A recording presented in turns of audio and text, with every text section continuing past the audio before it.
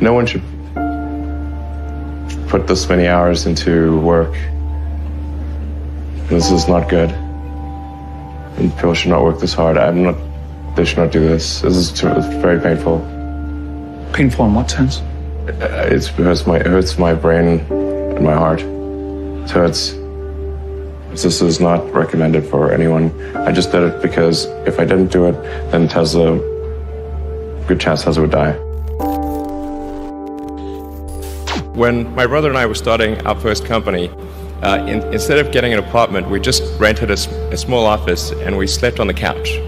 And we showered at the YMCA, and we're so hot up we had just one computer. So the website was up during the day, and I was coding at night, 7 days a week, all the time. And I sort of briefly had a girlfriend in that period, and in order to be with me, she had to sleep in the office. So work hard, every waking hour. That's the thing I would say particularly if you're starting a company.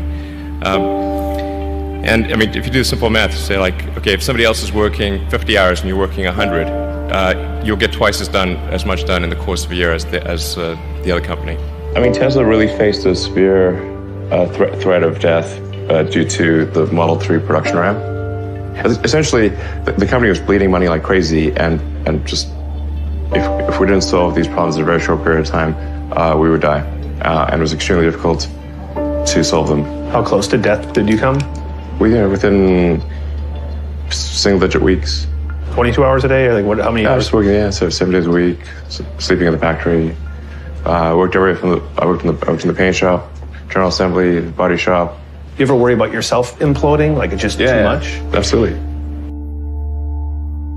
If you're creating a company or if you're joining a company, the most important thing is to attract great people. So either join a group that's amazing, that you really respect, or if you're building a company, you've got to gather great people. I mean, all a company is a group of people that have gathered together to create a product or service.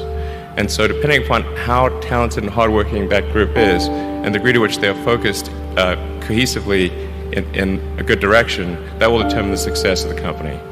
So do everything you can to gather great people if you're creating a company. It's good to think in terms of the physics approach for first principles, which is, rather than reasoning by analogy, you boil things down to the most fundamental truths you can imagine, and you reason up from there. And this is a good way to figure out if something really makes sense, or if it's just what everybody else is doing. It's hard to think that way. You can't think that way about everything. It takes a lot of effort. But if you're trying to do something new, it's the best way to think. And that framework was developed by physicists to figure out counterintuitive things like quantum mechanics. So it's really a powerful method. Then it's just you have to apply a lot of hours to actually working. So the way I generally do it is I'll be working at SpaceX on Monday, and then Monday night fly to the Bay Area, spend Tuesday and Wednesday in the Bay Area, then at Tesla, and then fly back on Wednesday night, spend Thursday and Friday at SpaceX. In the last several months, then I would fly back here on a Saturday and either spend Saturday and Sunday at Tesla or spend Saturday at Tesla and Sunday at SpaceX. Just showing up is half the battle. Just, you got to try hard to do it, and don't be afraid of failure. You also need to be rooted in reality. So you shouldn't, it's easy to get high in your own supply. You've got to not be afraid to innovate, but also don't delude yourself into thinking something's working when it's not. Or you're going to get fixated on a bad solution. Don't be afraid of new arenas. You can get a book, you can learn something, and experiment with your hands, and just make it happen. Find a way or make a way to get something done. But I think people can choose to be not ordinary. They can choose to not necessarily conform to the conventions that were taught to them by their parents. So yes, I think it's possible for ordinary people to choose to be extraordinary. If somebody is doing something that is useful to the rest of society, I think that's a good thing. Like, it doesn't have to change the world. Like, you know, if you're doing something that has high value to people, if it has a small amount of good for a large number of people, I think that's fine. Like, stuff doesn't need to be changed the world just to be good. Being focused on something that you're confident will have high value to someone else, and just being really rigorous in making that assessment, because people tend to, a natural human tendency is wishful thinking.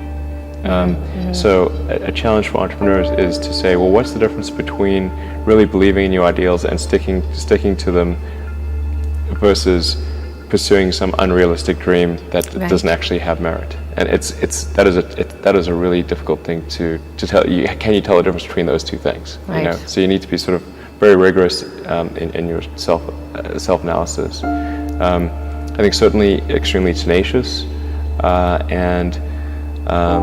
and then just work like hell. I mean, you just have to put in, 80 to 100 hour weeks every week. But all those things improve the odds of success. Okay.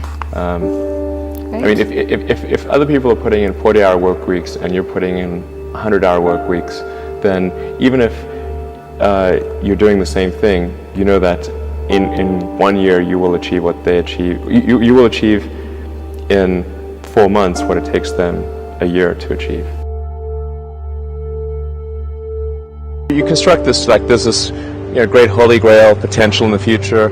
You have to stay grounded in the short term. So because if you don't do things that pay the bills, you're not going to achieve the ultimate long-term objective. But it's nice to have that sort of holy grail long-term potential out there as an inspiration for coming to work. It's really a mindset. You have to decide, we're going to try to do things differently, well, provided that they're better. You shouldn't do things differently just because they're different. They need to be different and better.